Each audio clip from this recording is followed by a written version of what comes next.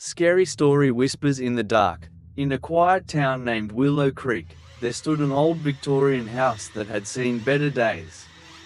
Its once vibrant walls were now muted by time, and the creaky floors echoed with the stories of yesteryears. In this house lived a young boy named Charlie Thompson. Charlie was an imaginative 12-year-old with an adventurous spirit, always dreaming of exploring far-off lands and discovering magical creatures, but nothing thrilled him more than the mysteries that enveloped his own home. Charlie had just moved into this house with his mother, Sarah, who was a single mum working hard as a nurse. They had moved from a bustling city to this serene town looking for a fresh start. However, as they settled into their new life, Charlie began to sense that something wasn't quite right about his new room. Every night as the sun dipped below the horizon, casting shadows that danced across the walls, Charlie would hear soft whispers from under his bed. At first, he thought it was just his imagination playing tricks on him. But as the weeks went by, the whispers grew louder, becoming a somewhat unnerving lullaby that seeped into his dreams. "Stop being a baby," he would tell himself. "It's just your imagination. Monsters aren't real." But deep down, there was a part of him that felt there might be some truth to the folklore his friends at school told him about monsters lurking in the dark. Chapter 2. The first encounter. One stormy night, as rain pelted against the window and thunder rumbled, Charlie lay wide awake, clutching his blanket. The shadows in his room morphed and twisted, and he could swear he saw eyes glowing from beneath his bed. The whispers crescendoed into a chilling symphony, compelling him to confront the unknown. "Who's there?" he called, his voice trembling. To his shock, a soft voice responded, "I'm not here to hurt you." Charlie's heart raced, caught between fear and curiosity. "What do you mean? Who are you?" There was a moment of hesitation before a small creature emerged from the darkness under the bed. Its skin was a soft shade of green, and its eyes sparkled like jewels. Its name was Moxie, a misunderstood monster who had been living beneath the bed for as long as Charlie could remember. "I'm sorry for scaring you," Moxie said, his voice gentle. "I thought you would be different from the others." "What do you mean, the others?" Charlie asked cautiously, intrigued despite his fear. "Other children," Moxie explained. "They never wanted to know me. They just ran away screaming. I didn't want to scare you, but I've been lonely. I've watched you since you moved in. You're the first person who has ever been curious about me." Chapter 3. Friendship in the shadows. As the days turned into weeks, Charlie and Moxie formed an unexpected bond. Every night, after his mother was asleep, he would crawl under the bed to chat.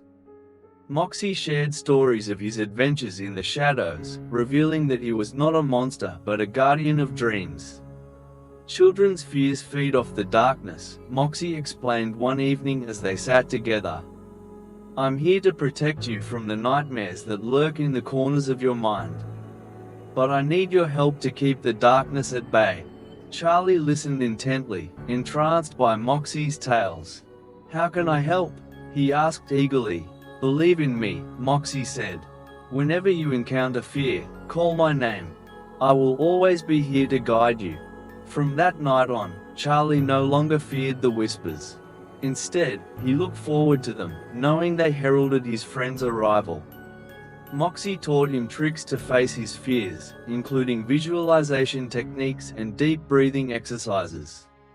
Charlie learned how to take control of his dreams, transforming nightmares into fantastical adventures. Chapter 4. The challenge from the shadows. As summer approached, dark clouds loomed not just outside but within Charlie's mind. New fears began to arise: fear of fitting in at school, fear of disappointing his mother, fear of the unknown future. One afternoon, as Charlie sat in his room, he felt overwhelmed by these emotions. The whispers under the bed grew frantic, warning him that something was amiss. "Charlie," Moxie called softly one night, sensing his unease. "It's time to face your fears for real."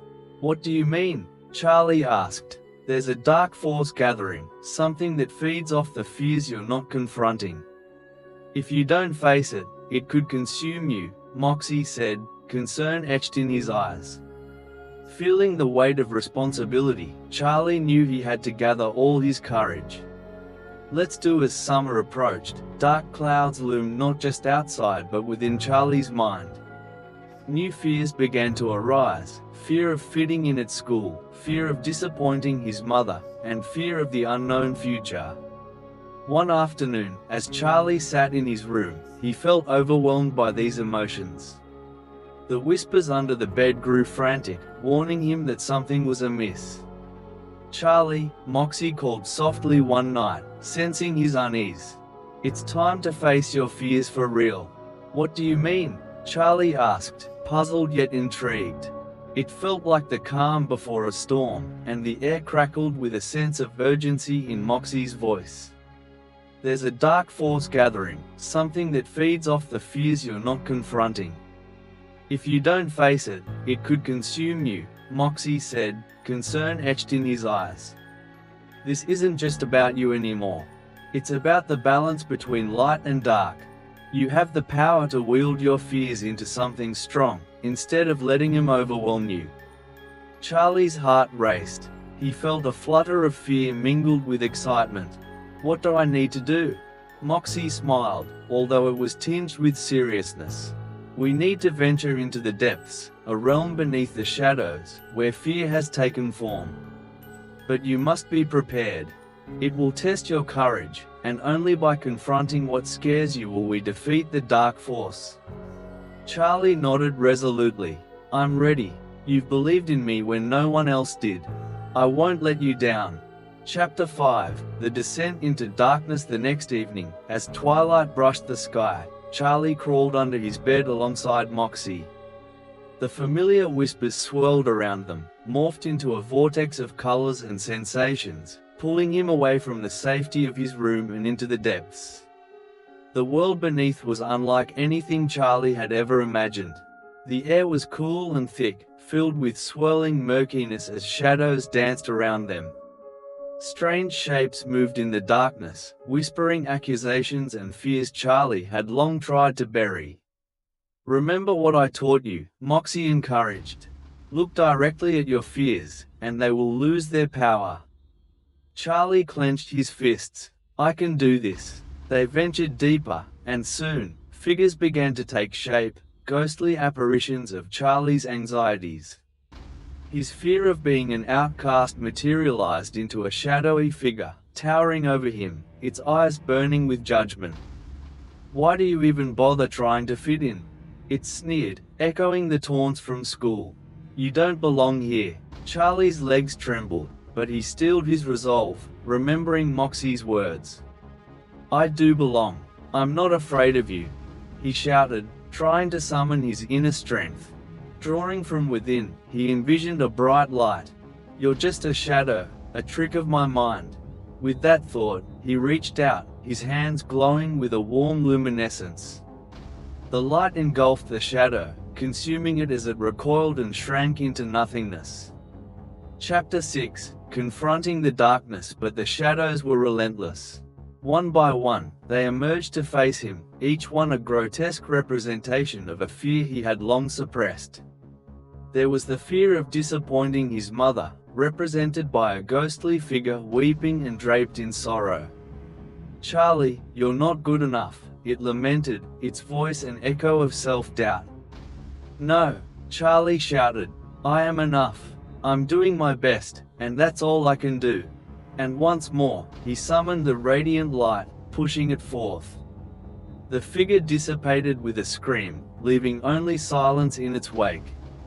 Moxie watched in awe as Charlie faced each fear head-on. With each confrontation, Charlie's confidence grew, his courage bolstered by Moxie's presence beside him. Finally, they reached the heart of the depths, an enormous swirling black mass that loomed ominously before them. This was the source of the fear, feeding off Charlie's insecurities like a ravenous beast. "It's time, Charlie," Moxie said. "You can do this. Remember, it's just a shadow." Charlie felt the surge of emotions swell within him but took a deep breath. "I'm not afraid of you," he called out with newfound strength. "You're just a part of me. I won't let you control my life." With that declaration, Charlie unleashed the brightest light yet, filling the cavern with a golden radiance. The mass writhed and convulsed, balking at the luminosity. Empowered by his conviction, Charlie pressed on, pouring his heart and soul into the radiant energy. The light surged forth, breaking through the shadows and illuminating the depths around him. "Feel the light," Moxie exclaimed, his own form glowing brighter in response to Charlie's courage. "You are not alone in this fight." As the light spread, Charlie could hear the whispers of his fears start to fade, replaced by the sound of hope. The swirling mass recoiled, battling against the power of Charlie's heart and the light that surged from within him. The more he focused on his courage, on the belief that he could overcome anything, the weaker the dark force became. "You are just my fear, you have no real power over me," Charlie shouted, the intensity of his words resonating through the cavern. "I choose to embrace who I am, imperfections and all." With one final push, he drove the glowing energy towards the mass, channeling every doubt he had ever felt and transforming it into the strength of self-acceptance. The darkness shrieked in a cacophony of despair before exploding into millions of tiny sparks of light, showering the cavern in luminescence. Charlie and Moxie stood together in the heart of the newly brightened depths. The shadows that once haunted him had been vanquished, replaced with a warmth that filled him with peace and assurance. "I did it," Charlie breathed, panting slightly from the exertion yet bubbling with a new sense of pride. He had finally faced the fears that had loomed so large in his mind, and now they were nothing more than a distant memory. Moxie nudged him playfully. "Of course, you did. I always knew you had it in you. Remember, Charlie, fear only holds power over us when we let it." "Thank you, Moxie," Charlie said, his eyes glistening with gratitude. "I couldn't have done it without you." As they began to ascend back to the surface, the soft murmur of the depths faded, replaced by the familiar sounds of his room, his sanctuary. When Charlie crawled back from under the bed, he was changed. The worries that had clouded his thoughts were now mere echoes, unable to grasp him with the same ferocity. He glanced at Moxie. "So, what's next?" Moxie grinned, his eyes sparkling with mischief. "Now, we live. You've already faced the worst. The world is full of wonders and adventures waiting for you. Just remember, whenever fear tries to creep back in, you have the power to make it light." Charlie smiled back, a newfound lightness in his heart. Summer stretched ahead of him, teeming with opportunities instead of fears. He felt ready to step into the world, to embrace challenges, and to make connections. With Moxie by his side, Charlie stepped out into the sunny world, ready to conquer whatever came next. He had learned that fear was not an enemy to be avoided but rather a part of himself to confront. And in that realization, he had discovered a reservoir of strength he never knew existed, a light within that would always guide him through the darkness. They walked down the street, the sun beaming overhead, and Charlie could feel the warmth washing over him. This summer would be different. It would be a summer of bravery, friendships, and most importantly, self-acceptance. As they ventured into the fullness of the world, Charlie knew he was ready to shine. As Charlie and Moxie strolled down the bustling street, they were instantly captivated by the sights and sounds of summer. Children laughed and splashed in a nearby fountain, while vendors called out, offering colorful fruits and enticing snacks. The air was filled with the scent of fresh bread and the distant sound of music from a street performer. "Let's start our adventure right here," Moxie declared, pointing toward a small park where a group of kids were playing a game of soccer. "What do you say?" Charlie hesitated for a moment, the old flicker of self-doubt whispering in the back of his mind. But Moxie's encouraging grin shone through that moment of uncertainty. You've got this, Charlie. Just be yourself.